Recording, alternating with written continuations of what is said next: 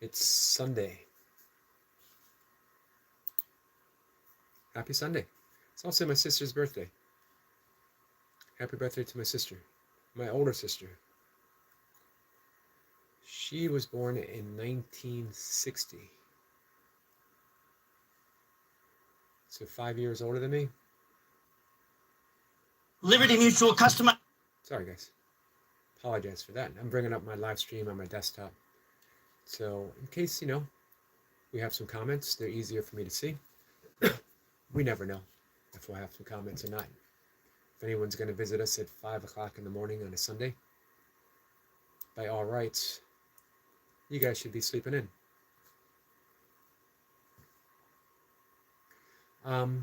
So, according to the title, we're going to continue reading from A Course in Miracles. And I'm still working on chapter 9. It's not often that in the intuitive method means that I've been approaching the text of A Course in Miracles this time around that I work through an entire chapter. Usually I go through and I stop where I just feel called to stop, and that's what I read, that's what I contemplate. And it really is contemplative reading, where you let one word sink in deeply at a time. Highly recommend contemplative reading, especially before bed, as it, I love reading fiction. I love reading informative books as well. Science, all kinds of stuff. I just love reading. However, when you read before bed, you don't want to read something that excites the mind. You want to be preparing to go into that deep state of sleep. And reading stuff like that, reading things that really stimulate the mind, can make it a little harder to go to sleep. They're called page turners for a reason. So if you do some contemplative reading, covers a lot of different things. It helps enter the mind into that light alpha state, which starts leading to sleep. And then, of course, you go into the later stages, the delta and the theta. They might be reversed. As well, when you do contemplative reading before bed, you are planting a seed, an intention. In Sanskrit, it's called a sankalpa, which literally means intent. And when you plant that seed in your subconscious, it starts to blossom in your sleep, meaning that you will start to live the life that you endeavor by planting those seeds, one word at a time. So pick very carefully that which you read before you go to sleep. It can be, of course, Course in Miracles. It can be the Bible. It can be the Bhagavad Gita.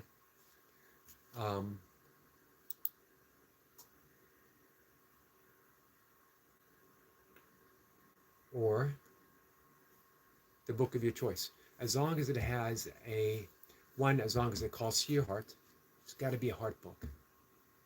I don't know what WYD means, my friend. King Duck. I do like ducks, though, and I'm proud to meet the king of all ducks. So it's a book that should call to your heart, a heart book. It should be a book that has some type of rich spiritual tradition. It's steeped in a message that has stood the test of eons. And then you read that before bed. And again, you're planting those seeds. It could even be, a prayer. If you read the prayer of St. Francis before you go to sleep at night, Lord, make me an instrument of thy peace. Where there is hatred, let me sow love. You're planting those intents, that seed that blossoms through your subconscious mind. And you wake up in the morning and you truly start to become an instrument of peace. So again, just be careful what you read at night. For me, it is A Course in Miracles most of the time. Now, before A Course in Miracles, I was reading through the Bhagavad Gita, the Tao Te Ching. Hey, Signature, my friend. Signature says, good morning, my friend. I hope you're doing well, and thumbs up. Much appreciated. Hope you're doing well too, my friend. As well, it's my reading in the morning. So, that was a long story. Signature says, hi to Kingdom. or King Duck. Hey, Jennifer. Um, but a lot of times I'll just read a passage in the course and then I'll move on the next day. This time around, it was the entirety of chapter 9. This is the last section of chapter 9 in A Course in Miracles. Chapter 9 is the acceptance of the atonement. The atonement here means the awakening that we are one with God right now. You don't need to work for it.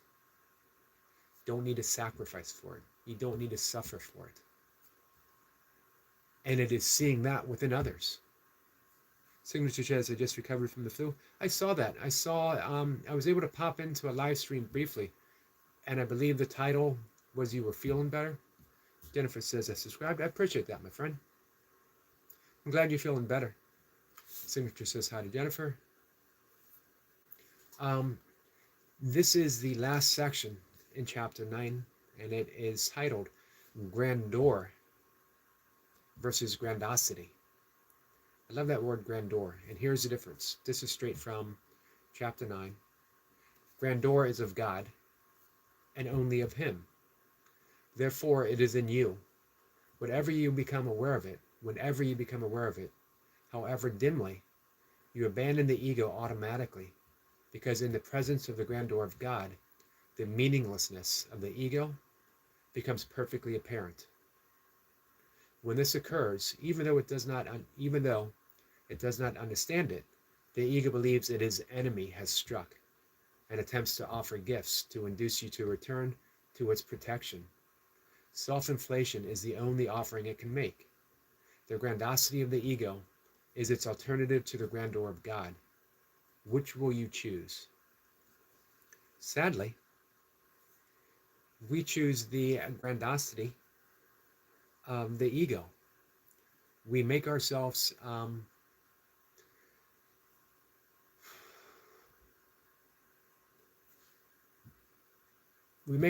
alternative to the grandeur of God. And yet, we've all had those moments where everything slips away. We see a sunrise or a sunset. We see the moon. We see the awesomeness of the ocean, especially at night, when it's just us, the sky, the ocean, and the sound. And the ego falls away. Our grandiosity, the ego falls away, and there is just the grandeur of God, and we are so much a part of it. That's the big difference. When we accept the grandiosity, which seems so big, when we accept the grandiosity of the ego, we're really accepting our own littleness in comparison to what is offered by the grandeur of God, who we truly are. We are an idea in the mind of God. When the Buddha was asked, who are you? Are you a God? He said no. And they kept persisting, who are you? And he said simply, I am awakened. Awakened. He awoke in the grandeur of existence itself, in the grandeur of reality, in the grandeur of God. And that is our blessing.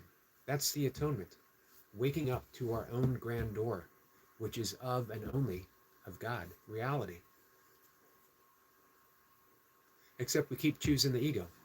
We keep choosing grandiosity because we believe, man, look how cool I look in this new sports car. Hey, Kayla, my friend.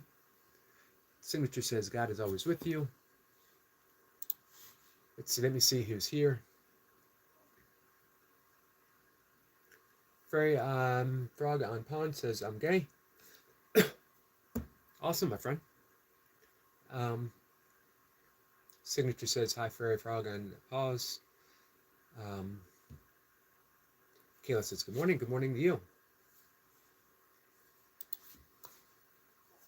So, we believe in the grandiosity of the ego, which is always telling us how good we're going to look in a brand new car.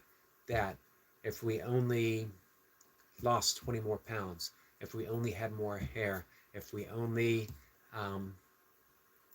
had the acceptance of friends, family, strangers, people on YouTube, that if only we had this huge community that supported us 1,000%, we never had a troll come in, that um, all the grandiosity of the ego, it builds us up. However, it's so little. And we believe that we are so little that we need that outer affirmation, the outer confirmation to build us up. However, if we could only see our own grandeur, which is of God, ever present, awesome. All that littleness would mean absolutely nothing. Nothing. It would be meaningless.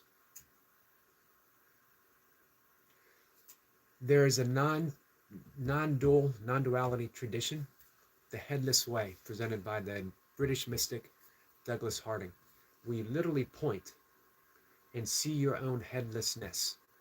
You've never seen your head. You've never seen your face. You've seen reflections, you've seen photographs, you might have seen a picture, you've heard descriptions.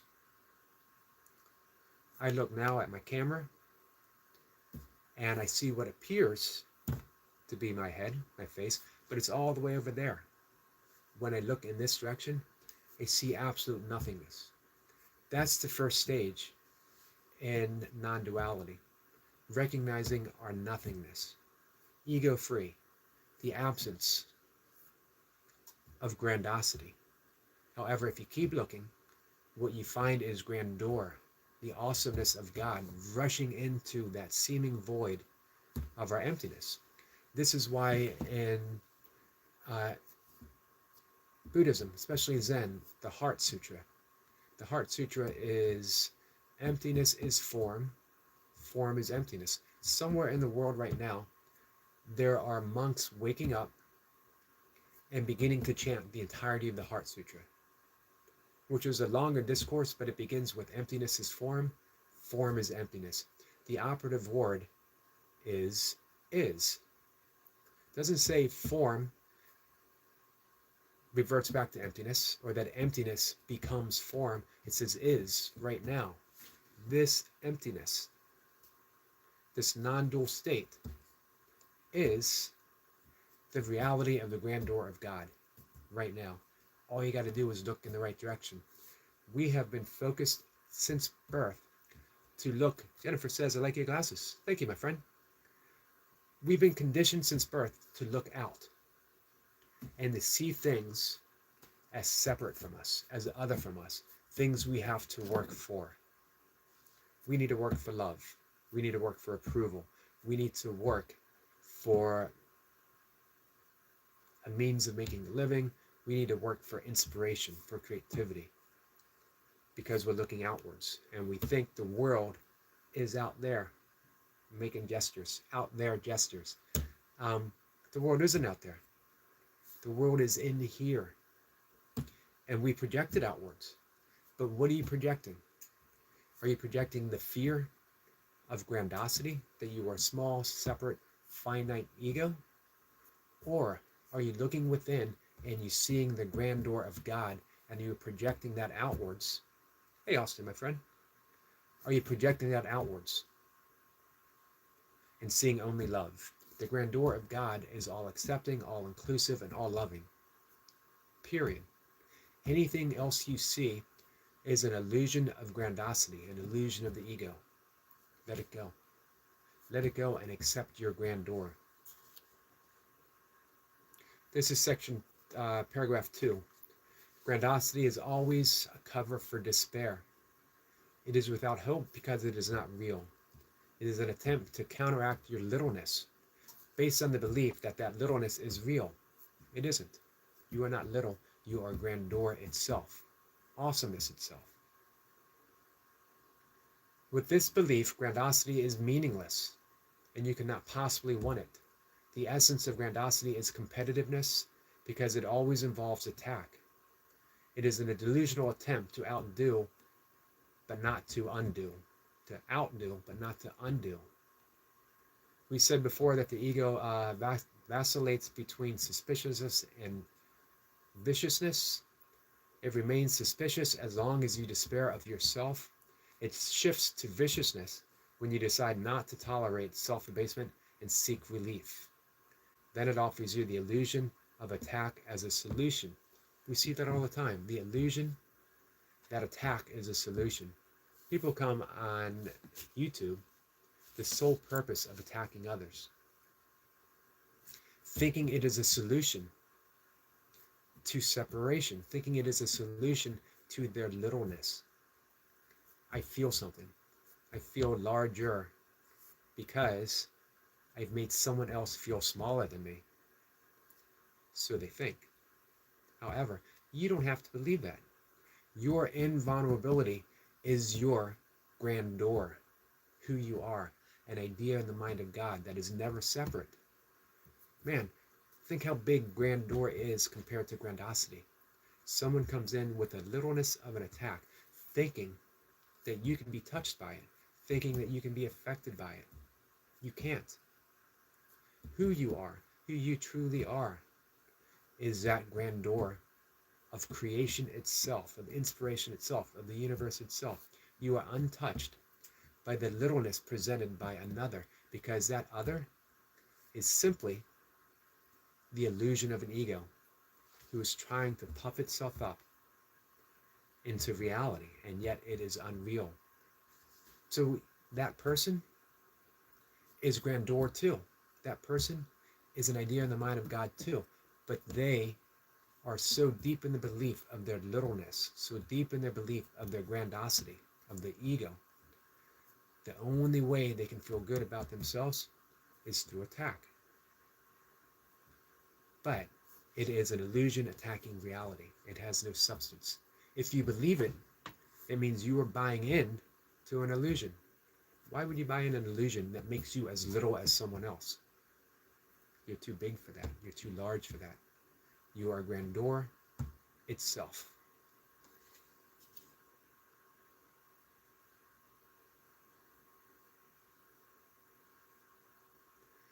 So, that was it. That was it for today. So how you doing, Austin, my friend?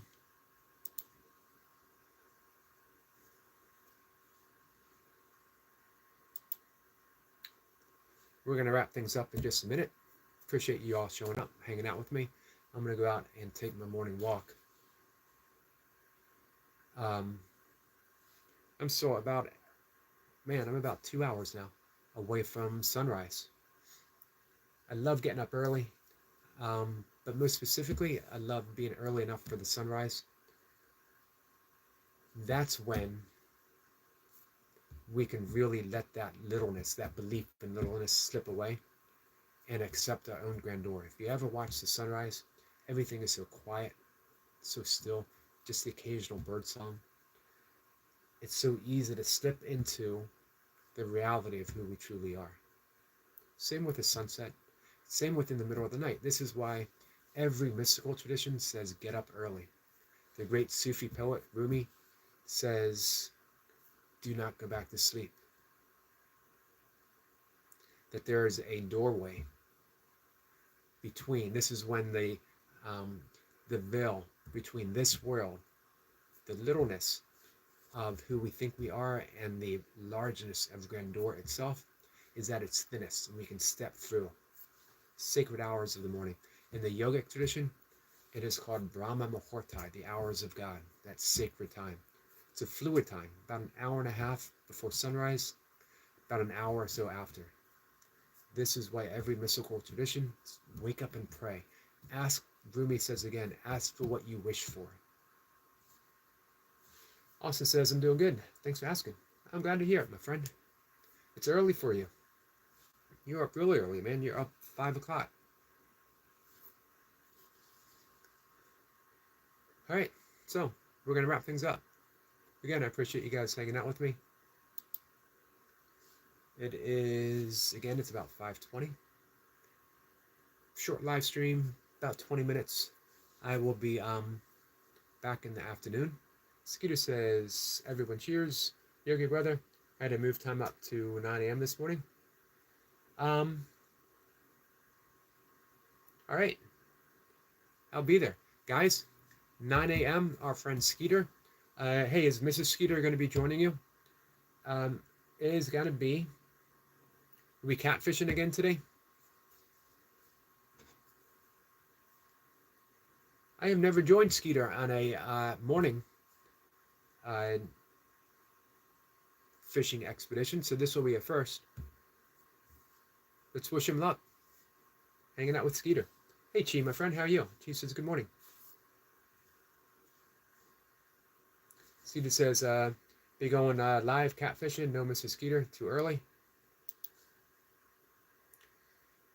Hey, let her know I said good morning.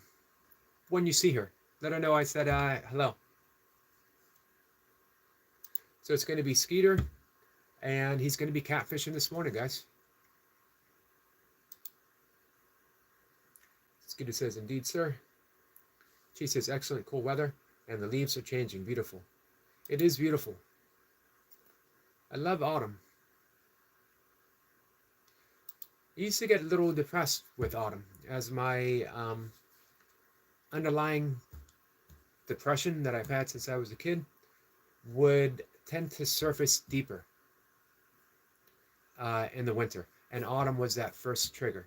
However, as I mentioned before, there was a shift in that depression. I used to say I suffer from depression. Now, depression occurs, and yet I am not suffering from it. I'm simply the witness to how it happens. Why it was suffering was because I would see it coming, or I knew it was going to happen, or I knew it was happening, and I wanted something else. And there was an impossibility of being something else. Things occur as they occur. If we grieve, if we're sorrowful, if we're lonely, those are just things happening. They're not who we are. When we realize that, there is the escape from suffering. There's just the experience. CDP, my friend, I was just thinking about you. I haven't seen you for a bit. Hope you're doing well. CDP says, spread love everywhere you go, and eventually there will be love everywhere. Stay beautiful, everyone. CDP is on a mission. You never know when he's going to pop up. He might pop up in your channel, and I hope he does. I hope you guys subscribe to him. He will subscribe to everyone. And he'll pop up and just offer you a note of love and positivity, and he'll be on his way. Skeeter drops his link. Pennsylvania Wild Boys. I love that title. I mentioned before, my family were Pennsylvania Wild Boys, dating all the way back to the early 1700s, existing still in Sullivan County, Pennsylvania. God's country. Pennsylvania itself is God's country. Here's a hint, guys. It's all God's country, but specifically Pennsylvania. And for me, I love all of Pennsylvania, but man, central Pennsylvania, I don't know. It's magical. Magical place. This is why I keep choosing hang out with Skeeter. You guys can see what I'm talking about. You'll see what I'm talking about. Skeeter just being a super great guy. You'll see what I mean about Pennsylvania. 9 a.m. this morning. Go hang out with Skeeter. Also, even if you got to step away, keep him up and running. Let's give our friends some watch hours. Mir says, hey, Sir Yogi, beautiful people. There, good morning to all. Good morning to you. I got you up and running, Mir. Mir is just finished his live stream now.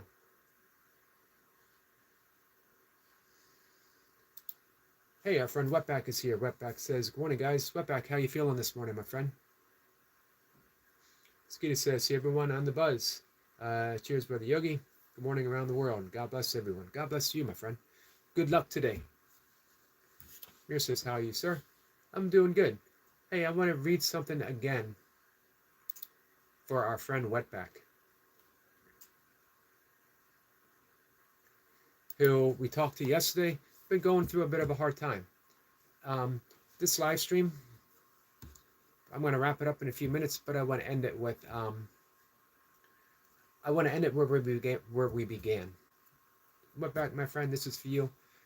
CB says subscribe to everyone I can see. Have an amazing week, everyone. You too, my friend. Thank you. All right. This is the last chapter, the last verse in chapter 9, Course in Miracles. Grandeur is of God and only of Him. Therefore it is in you.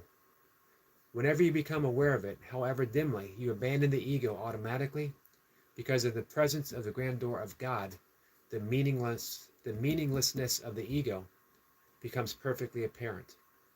When this occurs, even though it does not understand it, the ego believes that its enemy has struck and attempts to offer gifts to induce you to return to its protection. Self-inflation is the only offering it can make. The grandiosity of the ego is the alternative to the grandeur of God. Which will you choose? So, if you are feeling down, if you're feeling the littleness of who you believe that you are, that is just the voice of the ego, keeping you separate, keeping you small. It's not who you truly are. Who you truly are is the grandeur of God, your idea in the mind of God. Don't believe in your own littleness. Don't believe in the things that seem to force you to accept the opinions, not just of others, but your opinion of the ego that tells you you are small, separate, and insignificant. It's an illusion. Reality is grandeur. Reality is who you are. How could an idea in the mind of God be anything less than grandeur?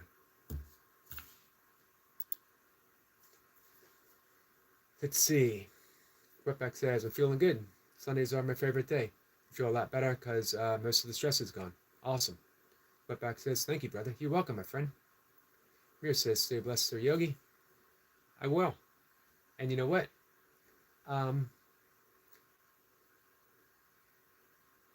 Stay blessed as well. To everyone, all of my friends. If you're here, no matter what you bring me, you are my friend. For sure. All right, guys. It's just about 5:30. I'm going to get outside. I'm going to watch the sun come up. Signature says, hi, CDP. Hey, so guys, all of you've gained a new subscriber. CDP, he shows up, he offers love, he offers a positive message, he subscribes to everyone, and then he goes about somewhere else doing the same thing. Amazing guy. So, all right, guys, I'm going to step outside. I'm going to take my walk. Thanks for being here. Thanks for joining me. Take care, everyone.